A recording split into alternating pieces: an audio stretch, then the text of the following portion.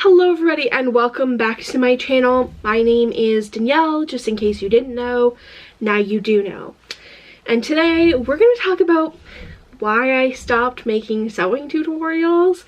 This is actually a question I get fairly regularly because my sewing tutorials that are still on my channel rank in search, and I'm pretty much the only fat person out here making tutorials.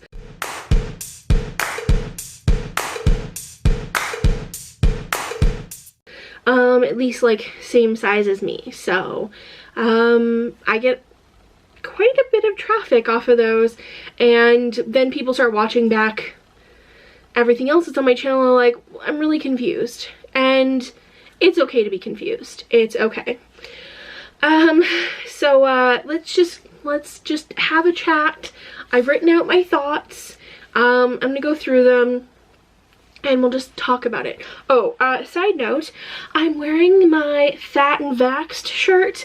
This is my merch. I made it. I really love how it turned out. I got the gray. Normally I would get like black, but I just love how the gray looks, and I'm wearing it because I'm going to get my second vaccination in a few hours. So I wanted to show up in a special outfit, and so I bought one and I designed one. You can still get them. They're available on my website, DanielleMcAllister.com. So there you go. There's my plug. I guess while I'm plugging, you should follow me on Instagram at _Danielle McAllister, subscribe to this channel, like the video, etc., etc. You know, all the things. Okay, let's talk about sewing tutorials. First off, if you don't sew, you probably don't realize how much work it is. And if you're learning to sew, you want all the help in the world, right? But a sewing tutorial is so much more work than just making the thing.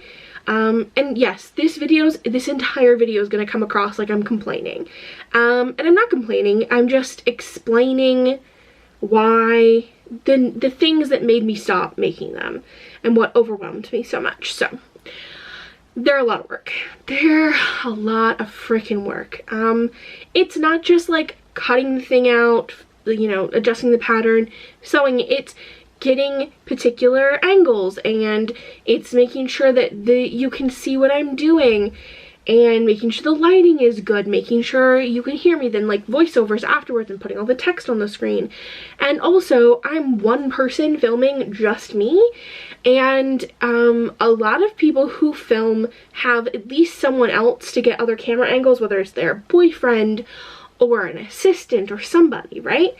So I have trouble doing all of that, and I find that while I claim I'm not a perfectionist in this particular aspect, I really would rather my video come out better than worse. So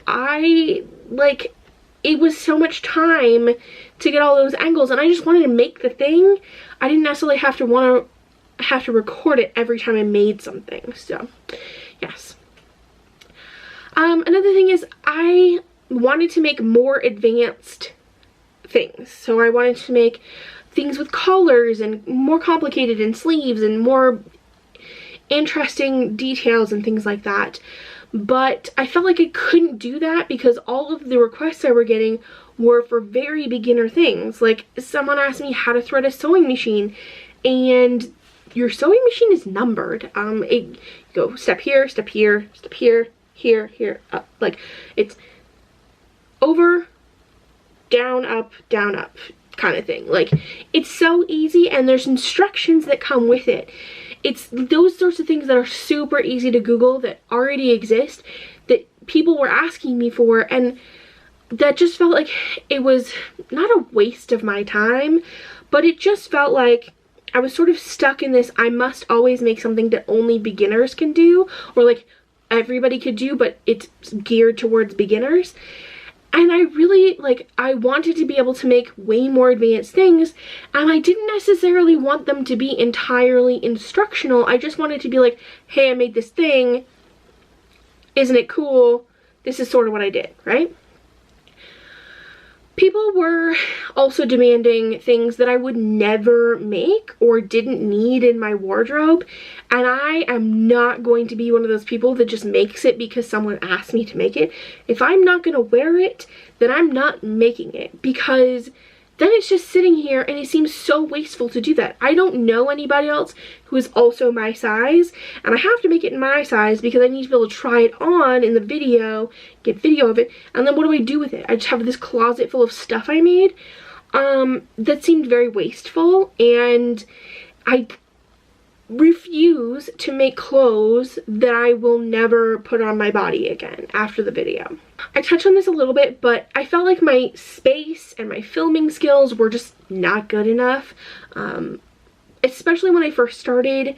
When no one was paying attention, it was okay, because like I literally had a piece of garbage camera that had a screen on the back. It cost me $200 when I bought it, and I would set it up on a table that was like 10 feet away from me so you could get the whole shot in, with a mirror behind it so you could see that I was actually in shot. Like, that's the setup. Now I have a Canon G7X Mark II. It has a flip-up screen. That's great. Comes in super handy for seeing things.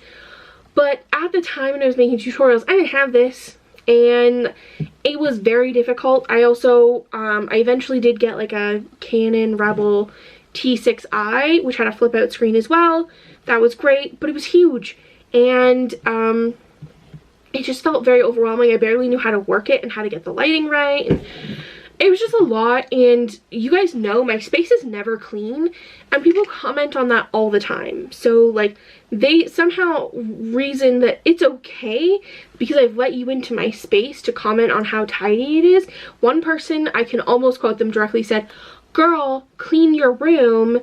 It's giving me anxiety." And I went, "Girl, it's my space, not yours. If it gives you anxiety, you have to get over it, or this isn't the channel for you." And like, that gets very overwhelming all the time. This is my space, this is my home, this is my studio, and I'm not about to, you know, falsely clean it or just stuff everything on one side of the room so that you can feel like I'm working in a super clean environment, you know? I also, like, some of it was due to money. Like, it costs a lot of money to make your own clothes. It's fairly inexpensive to just go to the thrift store or go to Walmart or wherever and buy clothes. But buying fabric is way more expensive. And even then I was struggling, like, to find fabric that I liked or that I could afford, and find like equipment that I could use too. So like, I didn't want to pay for an overhead like filming rig because they're like $300 or $400, okay? And I didn't have the money to pay for it then, and I don't have the money to pay for it now. And I've like sort of rigged up an alternative with a mic stand and a little adapter, but it's precarious, okay? And so like, you don't get good shots off of it. It's kind of shaky. It could tip over at any moment, and there goes my camera, and it's a little scary.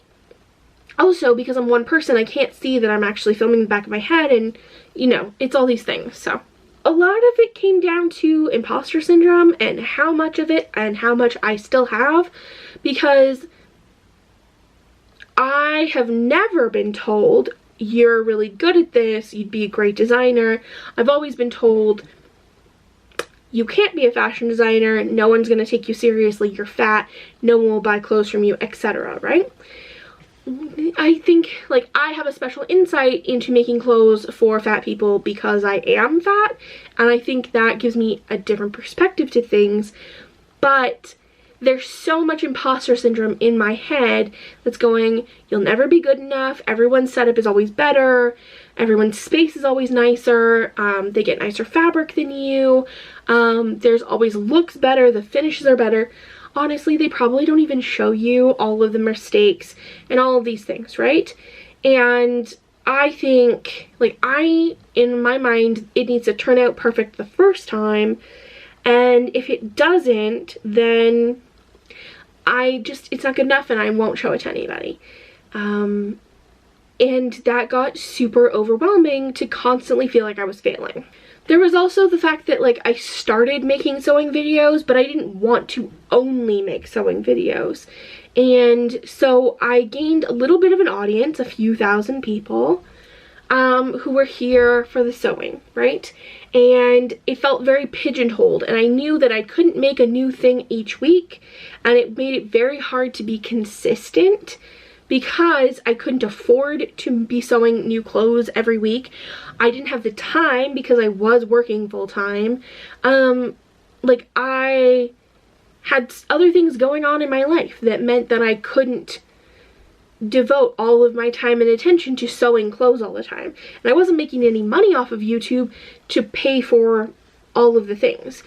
And I knew that I wanted to make other videos about plus size fashion, about my life, just sort of like all over the place, right?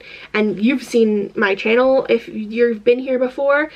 It's kind of all over the place. It's a mess. But the one thing that sort of brings it all together is we're all always sort of talking about plus size fashion and like the life of being fat and like what it's like. And I knew that that's where I wanted to focus. I didn't want my entire focus to be on sewing. And so it got very overwhelming when that's all people wanted. And then I decided one day, you know what, I'm just gonna make a what I ate in a day video. YOLO. I hate that term, but YOLO, let's make a what I ate in a day video. And that blew up, and then suddenly everybody wanted what I ate in a day videos, and I don't make those anymore because they attract horrible people, like really, really cruel people to my channel. So I got rid of that, but I still love making sewing videos a lot, and I'm not really sure like how to incorporate that where I don't make people angry. They also don't get the same amount of views that some other channel, like other videos do, the same way like people ask for the sewing videos and a large number of people ask for them, but then it doesn't seem to correlate to getting views. And the thing is views pay the bills.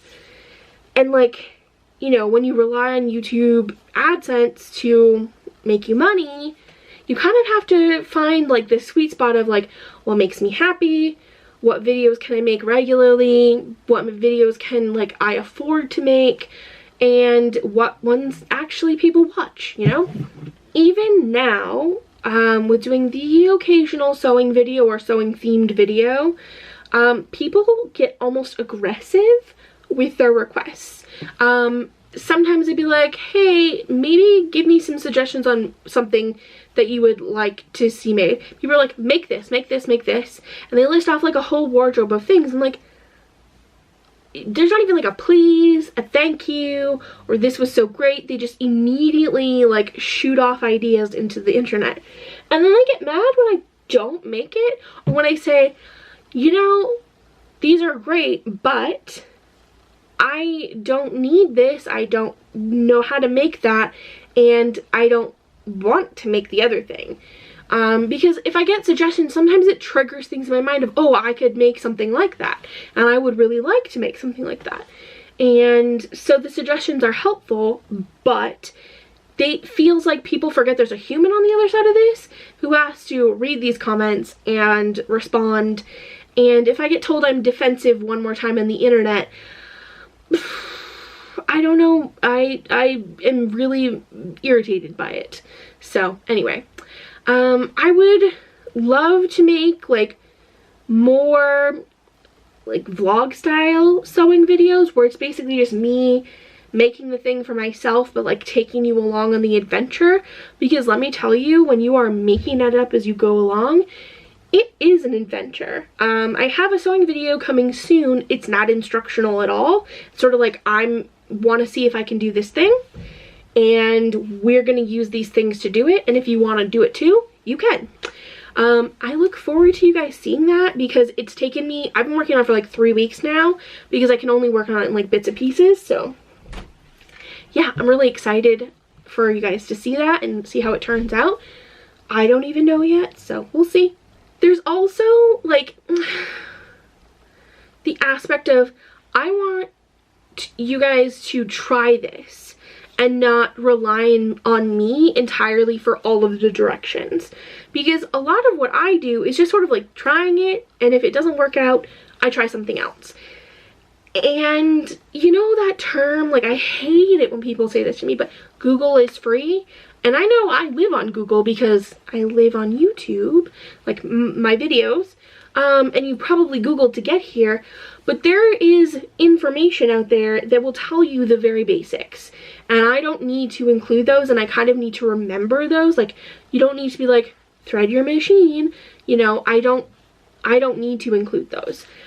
But sometimes it feels like I'm stuck in that beginners only thing. So I would like to give you guys the freedom to create something similar or the same using the techniques I did, but just sort of figure it out as you go along, like I'm doing. And I find that very empowering, to come out the other end with a garment that you can wear and you just sort of like figured it out. So there is the aspect of, I run a business, right? And my business is mostly sewing and cutting things and making things. And sometimes when I'm done that, I don't have the energy to sit back at my sewing machine and keep making things. And I kind of need to go like where my energy is, because otherwise I will get burnt out. And so I can't promise weekly tutorials or weekly videos like that. Some of them have to be like this, where I'm just sitting down. There's also the aspect of like, they take a long time. I've been working on one sewing video for 3 weeks, and so it takes a while, and I have to fit it around my schedule for my business, because my business has to take priority over everything else, because I want it to grow, and that's how it has to work right now. There may come a time where I have the money to pay somebody to make the things that I design, or do some of the work where I can step back and put more energy into videos and things like that, but I don't have that right now.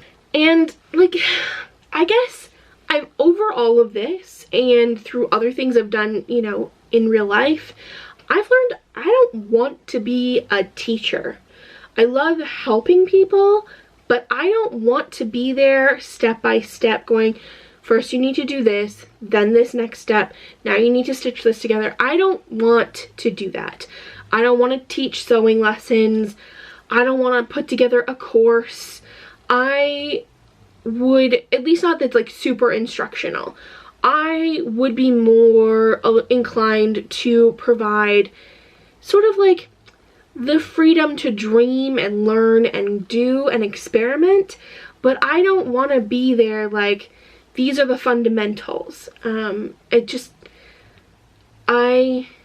that's just not where my interests lie, and that is hard, because like, people want you to just teach them the thing and then they can move on. They've learned the steps and they can do the things, but I don't want to teach like that. I don't want to help people like that. So anyways, the question is, where do we go from here? That's hard, because I want to keep making videos, but every time I make a sewing video, more sewing people come in, and then I get complaints that there aren't enough sewing videos. But then nobody watches the sewing videos. So I think I'm just gonna go like this. If I want to make a sewing video, I'll make one. If I don't want to, then I'm not going to. They will pop up occasionally on my channel. They won't be super instructional. It'll be just sort of a brief framework on how you could possibly do this yourself.